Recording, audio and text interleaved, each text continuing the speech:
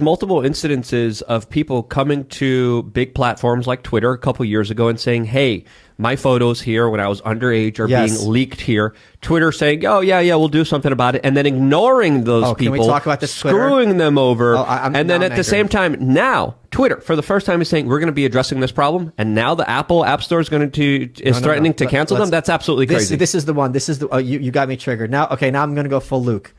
Elon Musk. Eliza Blue, if you're out there, I think she's been on the show. Yeah. This has been her big issue, getting a CP off of Twitter. God bless her. This is something that is unambiguously a problem, something unambiguously horrific and evil, period, end of story. And a lot of times people who were in, as you said, were in these images or videos would contact Twitter and Twitter shrugged their hands. Elon Musk took over and he's like, all right, this is going to be like priority one. Like, this is a complete non-starter. This has got to go. We could worry about racism, homophobia, transphobia, gender pronouns, whatever. This is a problem. Forbes, who is an agent of the devil, wrote a tweet and an article that says, Elon Musk has tried to take on Twitter's child abuse nightmare, but according to experts, has only made it worse. And they tweeted it 9 times.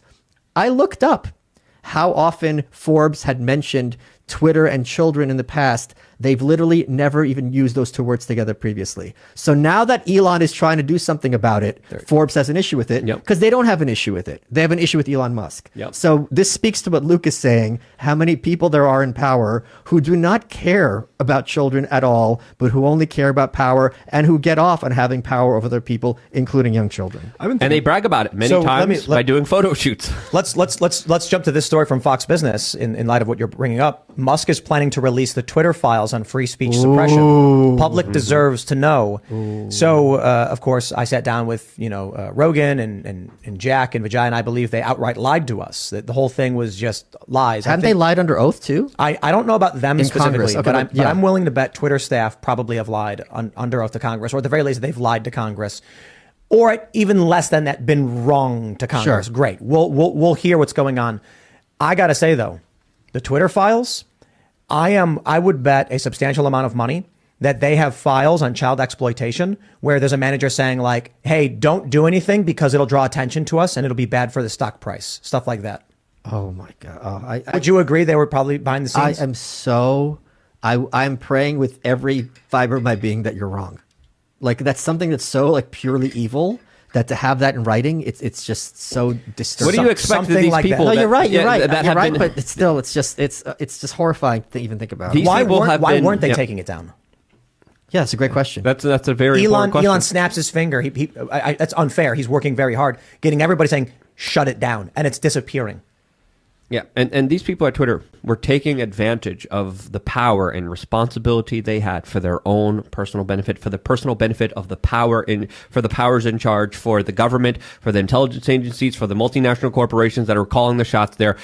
So they're capable of doing a lot of very underhanded, evil things. And I think Elon Musk, even a couple of days ago, was tweeting, hey, it's far worse than I even expected it to be. And I bet there's probably so much evil, so much just nasty actions being committed by these people that a lot of people can't even imagine how bad it gets. Let me ask you, Ian, because you worked for Minds and you actually saw a lot of the content that violated. I can't imagine, like, based on your experience, how bad do you think it is with Twitter? People posting this stuff. It's got to be magnitudes worse because there's magnitudes more people using it. And I mean, like times 10, times 10, times 10. There's probably like 10,000 more times more people using it. So I'd imagine there's 10,000 times more. Well, what I mean is probably even more than that because it's a centralized focus of interaction. So you actually had to deal with moderation when it came to this kind of stuff. Yeah, and I'm wondering if the FBI went to Twitter and was like, oh, that's child porn? Leave it up. It's a honeypot now. Let's see everybody that shares it and comments on it. Those are the people we're going after. Yeah, the federal government has run many adult child websites, and the stories of what they were doing is absolutely shocking. What about the Banju boys? Is that how it's pronounced in Afghanistan? I don't know. So, right. Our allies in Afghanistan had a thing where they would bring out young boys and have their way with them. And basically, the U.S. This is also New York Times. The U.S. Armed Forces were told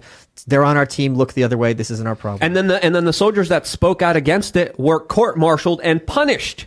That were trying to stop it. That wasn't your tax dollars. Your tax dollars were paying for the U.S. military protecting and aiding small children being hurt in more ways than one.